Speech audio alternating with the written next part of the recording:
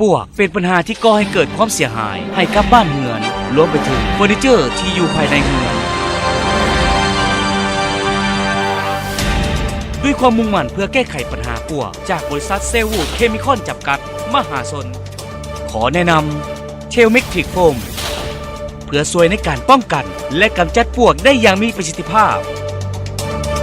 เทลเมกทริกโฟมผลิตภัณฑ์ที่มีเนื้อโฟมที่สามารถแทรกซ่อนไปตามห้อยแตกห้อยแย่ตามห้อยไหม้และโพรงต่างๆที่ถูกปวกทำลายเนื้อโฟมของเทลเมกทริกโฟมสามารถออกฤทธิ์ป้องกันและกำจัดปวกเมื่อปวกสัมผัสสารออกฤทธิ์แล้วจะยังบ่ตายในทันทีแต่จะเป็นพาหนะไปยังปวกตัวอื่นๆอย่างต่อเนื่องและตายในที่สุด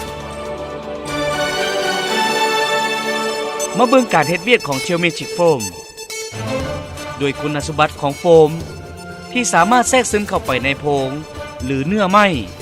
บ่เว้นแต่บริเวณอุปกรณ์ต่างๆที่บ่สามารถเข้าไปได้พวกที่สัมผัสกับสารออกฤทธิ์จะยังบ่ตายในทันทีแต่เมื่อเวลาผ่านไป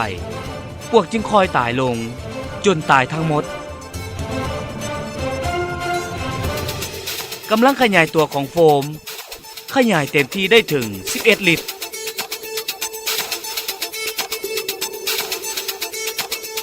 เชลเมกทริกโฟมสามารถกระจายตัวเข้าไปในห้อยแตกและช่องว่างต่างๆและเคลือบพื้นผิวได้อย่างทั่วถึงเมื่อพวกได้มาสัมผัสก็จะตายอย่างต่อเนื่อง